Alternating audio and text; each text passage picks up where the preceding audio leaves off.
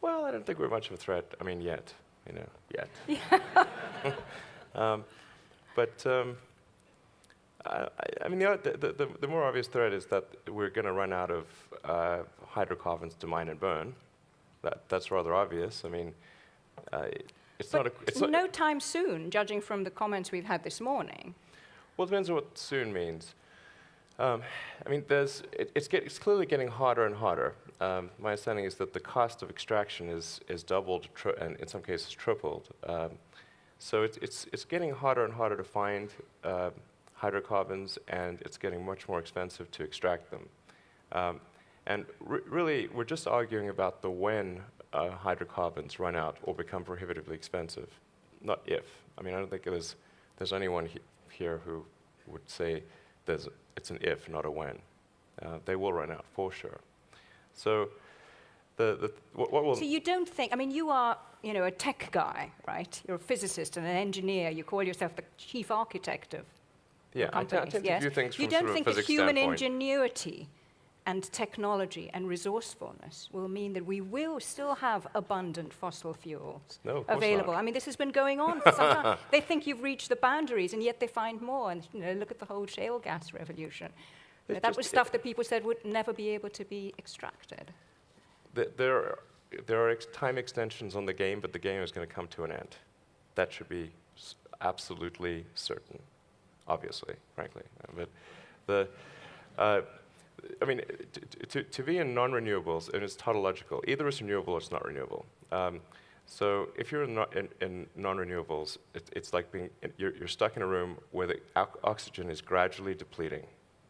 And then outside, it's not. So you want to get out that room.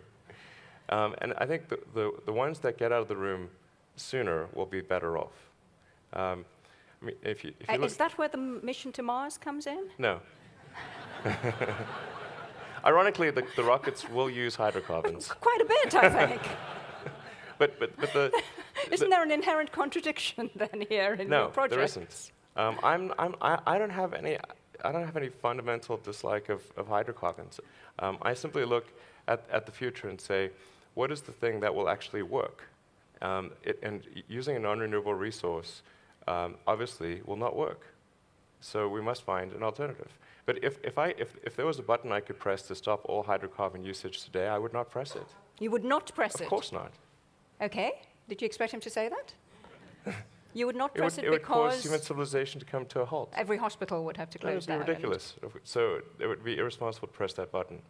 But what does need to happen is to, if we can, accelerate the transition towards renewables. That's the sensible thing to do. If you take, I'm going to use maybe two examples.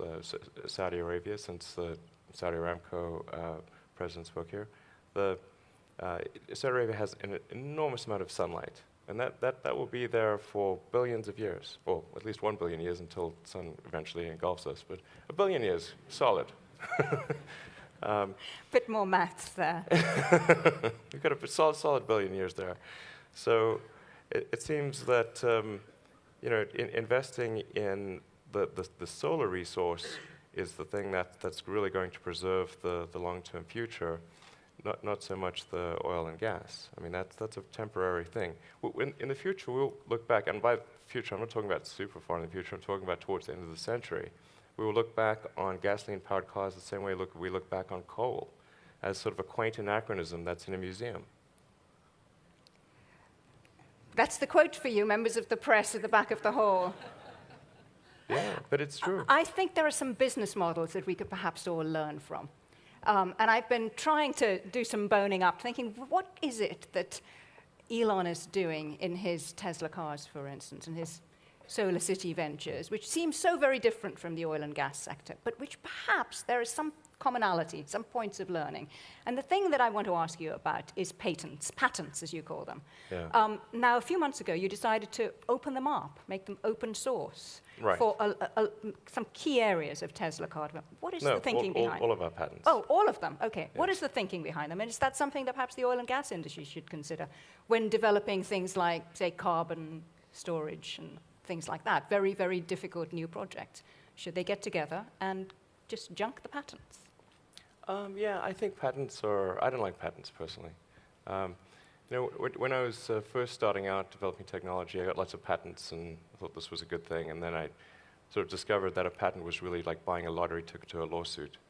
And I was like, I'd rather not buy those tickets. You look at sort of the battle between Apple and Samsung, and who's really winning there? The lawyers are winning certainly, but neither of those two companies.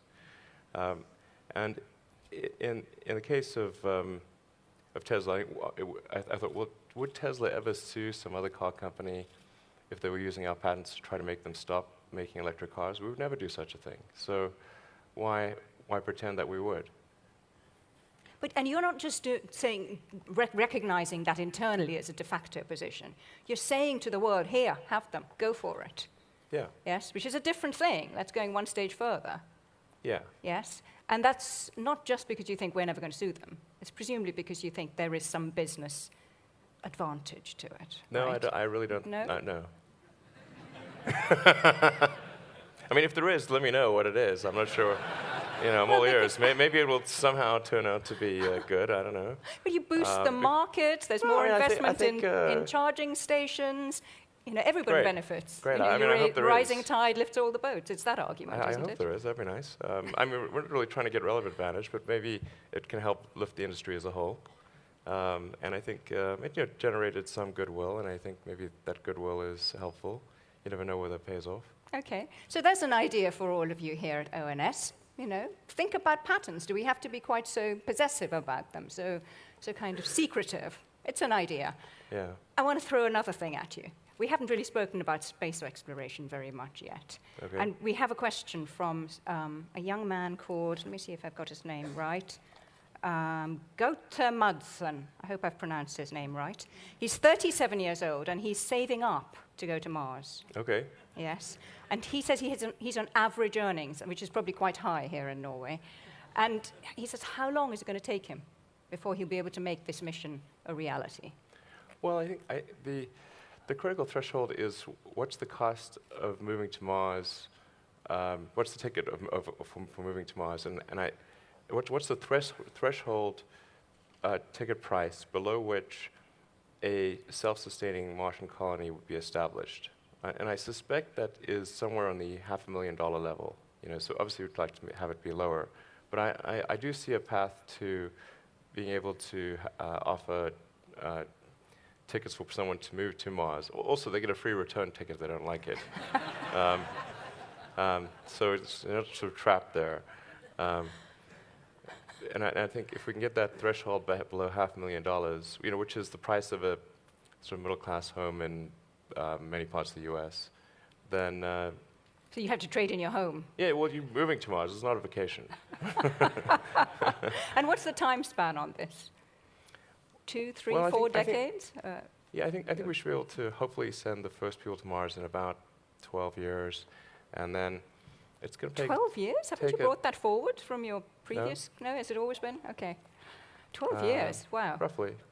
And then probably double that to get to where the cost is reduced to the $500,000 level. So it's probably 25 years-ish. Okay. So it's all this is dependent on, obviously, technological advances and cost-effectiveness. Now, you've already been able to put a number of vehicles into space, supplying NASA, supplying the International Space Station with cargo. And your main bid was bringing down costs dramatically. Yes, slashing costs by, what, a factor of a third, depends on half? what it's compared to. We're about a third to a quarter the price of Boeing and Lockheed, which are our domestic competitors in the U.S., and probably, I don't know, 60% of the price of the Russians or the Chinese. And this is for you're based in California, which is not exactly a low-cost part of the world. Our rockets are manufactured from scratch in Los Angeles County. So necessarily, this cannot be a function of labor cost, because the labor cost is very high. So facing an audience of people who are grappling with costs, we heard Khaled Al-Faleh talking about how cost of exploration has doubled in the last decade. It's something that's bubbling along here. What advice can you give them? How does one go about really reducing the costs of a venture? Well, you have to innovate. You have to do different things, and there has to be a tight feedback loop on innovation. And one of the things I think that's advantageous for the way that SpaceX operates is that the engineering team and the production team